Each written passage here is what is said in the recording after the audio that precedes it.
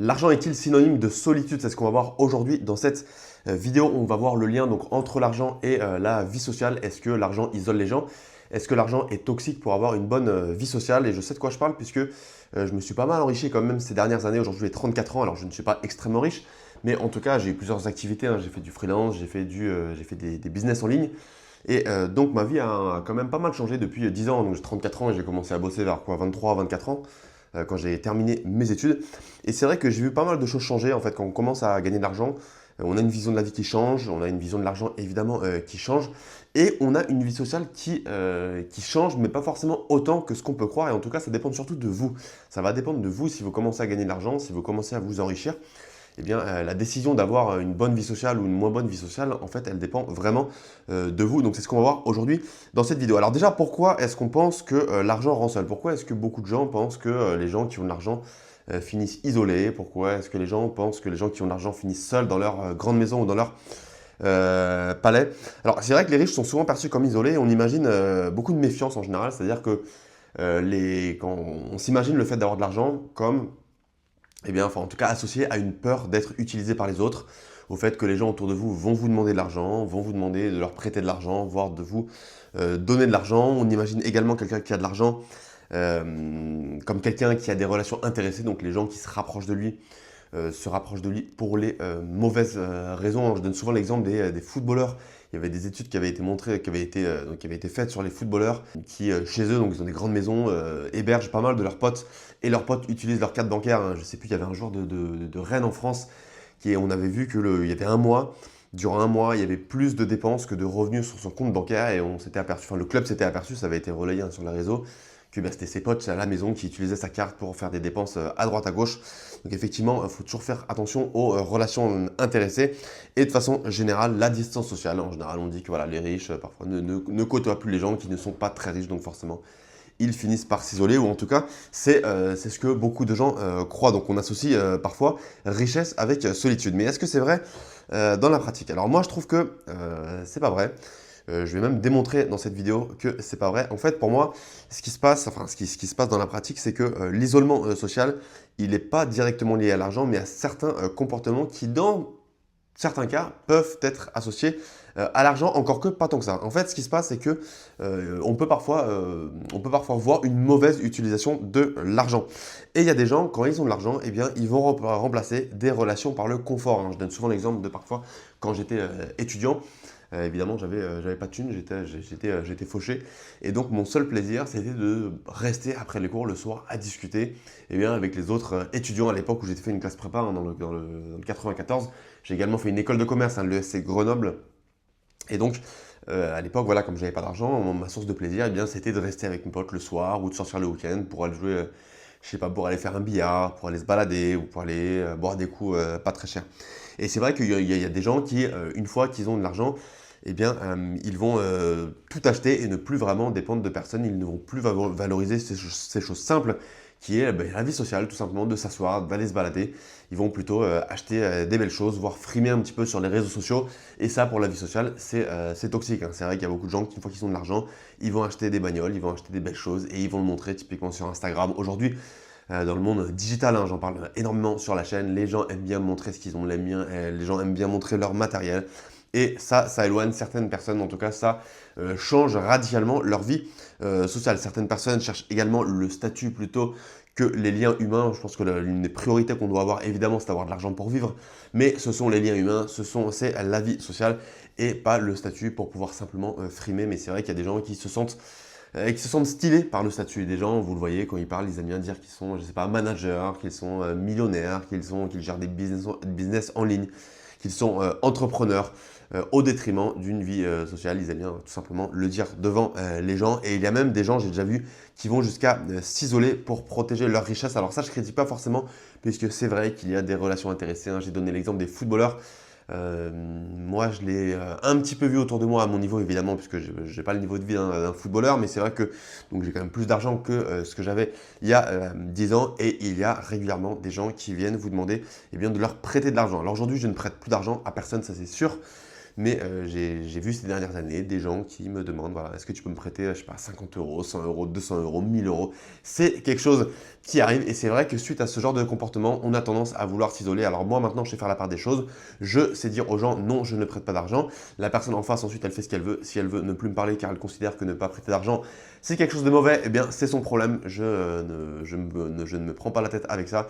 En tout cas, je suis honnête là-dessus, je ne prête pas d'argent et je me rapproche des gens, eh bien, tout simplement, qui pensent qui ont la même vision que moi et qui pensent qu'il est normal de ne pas prêter, ou en tout cas pas prêter régulièrement d'argent. S'il y a une situation d'urgence vis-à-vis d'un pote, je sais pas, il y a un incendie dans son appartement, il a besoin d'être hébergé, oui, je peux l'héberger, évidemment.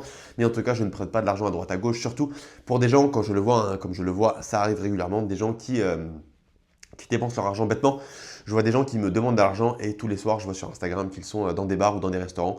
Bon, bah, je pense que quand on n'a pas beaucoup d'argent, on économise, on ne sort pas tous les soirs et on ne dépense pas bêtement. Donc, en fait, j'essaie vraiment de faire la différence entre quelqu'un qui a besoin d'argent et qui utilise intelligemment son argent, qui a eu un coup dur, de quelqu'un qui veut simplement emprunter pour pouvoir acheter de façon voilà, impulsive et donc voilà, utiliser l'argent d'une mauvaise manière. Donc en gros, l'argent, là, il faut faire attention, hein, c'est vraiment la mentalité associée à l'argent et qui va eh bien, dégrader votre vie sociale. En gros, une méfiance excessive, un individualisme poussé à l'extrême si votre priorité, évidemment, ce n'est que l'argent et que vous ne regardez pas la vie sociale. Tout est une question d'équilibre. Hein. Et gagner de l'argent, c'est génial, mais avoir une bonne vie sociale, c'est très bien. Mais j'ai déjà vu des gens qui ont comme seule priorité de gagner de l'argent et gagner toujours plus d'argent, quitte à finir seul avec leur argent. C'est là que ça devient dangereux, donc perdre du sens du collectif. Oui, ça arrive pour certaines personnes, mais c'est pas le problème, c'est pas l'argent, c'est le comportement qu'ils ont adopté vis-à-vis du fait qu'ils veulent gagner toujours plus d'argent. En gros, ce sont ces comportements qui créent la solitude et pas l'argent en lui-même. Donc attention à bien faire cette distinction.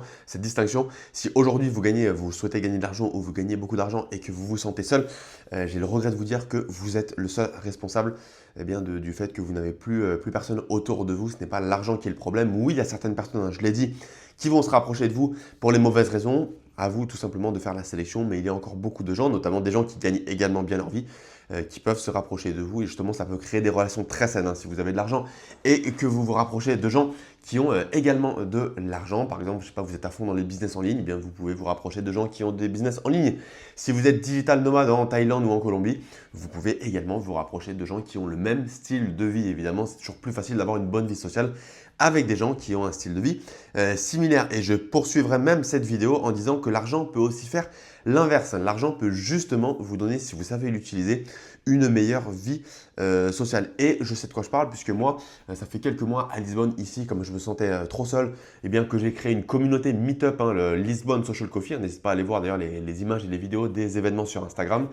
2 fois par semaine, j'organise des rencontres, tout simplement, des dîners, des apéritifs, des soirées karaoké ou via des applications comme Meetup, Couchsurfing, Instagram, bien sûr, où tous les gens ici à Lisbonne peuvent venir seuls, s'ils se sentent seuls, s'ils ne connaissent personne, peuvent venir à mes événements pour qu'ils puissent bien se rencontrer et passer du temps en social, ne pas rester seul. Je suis un ancien timide et notamment le fait que je travaille seul depuis des années, hein, j'ai eu des périodes de solitude, donc aujourd'hui je souhaite vraiment tendre la main aux gens, une aide que j'aurais aimé recevoir quand moi j'étais seul, que je n'ai pas forcément reçu. Aujourd'hui, j'ai vraiment envie de donner cette opportunité aux gens qui se sentent seuls pour différentes raisons, soit parce qu'ils travaillent seuls, soit parce qu'ils sont expatriés ici à Lisbonne et qu'ils sont loin de la famille et de leurs amis d'enfance. Je souhaite donner cette opportunité aux gens. Mais évidemment, je gagne peu d'argent avec cette communauté et ça me prend du temps. Mais aujourd'hui, c'est vrai que comme je suis relativement indépendant financièrement, je peux me permettre de m'investir dans ces projets pour contribuer au monde. Je considère que on a tous une mission de vie, voire des missions de vie, et c'est vrai que quand on n'a pas d'argent et qu'on doit payer les factures, on n'a pas le temps de s'investir dans ces missions de vie. Par contre, une fois qu'on est indépendant financièrement, là, c'est le moment de s'investir dans des projets, soit qui font de l'argent, c'est très bien pour gagner encore plus d'argent, mais soit des projets qui vont vous permettre eh bien, de suivre votre mission de vie sans forcément gagner des milliers et des cents. Aujourd'hui, je considère que ma mission de vie, c'est de sortir les gens de la solitude. Hein. Je le vois notamment de par ma chaîne YouTube, de par cette communauté Meetup que j'ai créée ici à Lisbonne, là où j'habite au Portugal. Hein. J'habite à Lisbonne depuis 2015. Donc ça me permet justement, l'argent me permet de m'investir dans des projets qui moi me donnent plus de vie sociale puisque j'ai rencontré énormément de gens via ma communauté, mais qui permet également d'aider les gens qui souhaitent sortir de la solitude. ici à Lisbonne. Donc ce que je dirais, c'est que l'argent, bah, ça permet d'aider les autres, hein, ça permet d'aider votre famille, ça permet de monter des projets comme des communautés sociales comme moi je le fais actuellement. Ça vous donne également du temps libre pour cultiver des relations. Forcément, quand on fait que travailler, on n'a pas toujours le temps d'aller déjeuner avec ses potes, on n'a pas toujours le temps de faire passer un week-end en famille. Une fois que vous avez de l'argent, eh bien vous pouvez vous libérer du temps à condition évidemment de bien gérer votre emploi du temps. Mais vous pouvez passer plus de temps avec vos proches, avec vos amis, rencontrer de nouvelles personnes et faire des activités qui vous permettent de rencontrer de nouvelles personnes. Typiquement, faire des sports collectifs dans des clubs, donc payer l'abonnement pour aller dans un club de foot, payer l'abonnement pour aller dans un club de paddle, un club de badminton.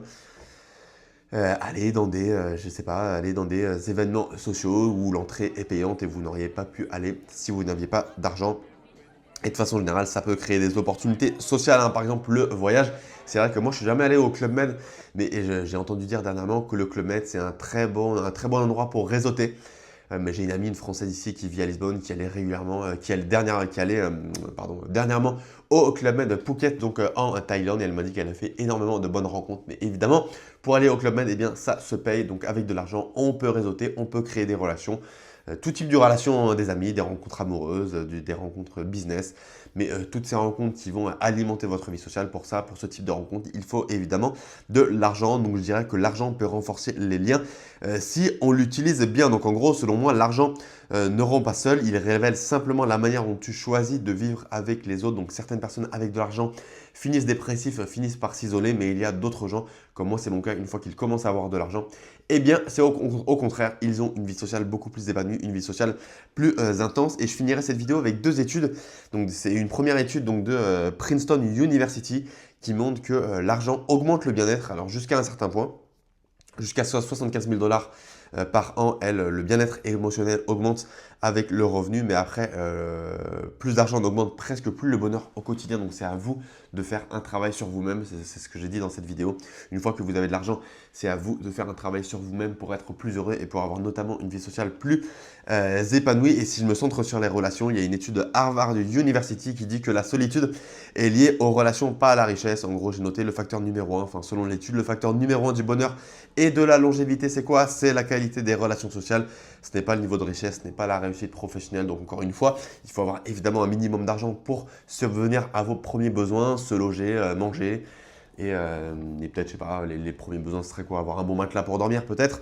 Mais ensuite, le bonheur, il vient de vos relations sociales. Et les relations sociales, on l'a vu dans cette vidéo, elles dépendent de vous. Il faut faire une sélection pour ne pas avoir les mauvaises fréquentations, pas des gens qui vous demandent de l'argent ou qui utilisent votre argent sans raison. Par contre, vous pouvez vous créer du réseau en allant à des événements, en allant, je sais pas, au Club Med par exemple, en allant à des activités. Et vous pouvez aussi monter des projets. Puisque quand vous avez de l'argent, vous avez en théorie plus de liberté. Donc typiquement des projets comme moi je l'ai fait, une communauté Meetup, ça peut être une association humanitaire ou ça peut être des voyages où vous allez rencontrer des personnes que vous n'auriez jamais rencontrées si vous n'aviez pas les moyens de voyager. Voilà donc pour cette vidéo, hein. Vous dites-moi en commentaire quelle est votre vision de l'argent. Est-ce que vous, avec de l'argent, eh bien, vous avez une meilleure vie sociale ou est-ce que vous avez tendance à vous isoler? On s'abonne, on lâche un pouce bleu pour m'aider au référencement et je vous dis à très bientôt pour une nouvelle vidéo pour sortir de la solitude. Ciao, ciao!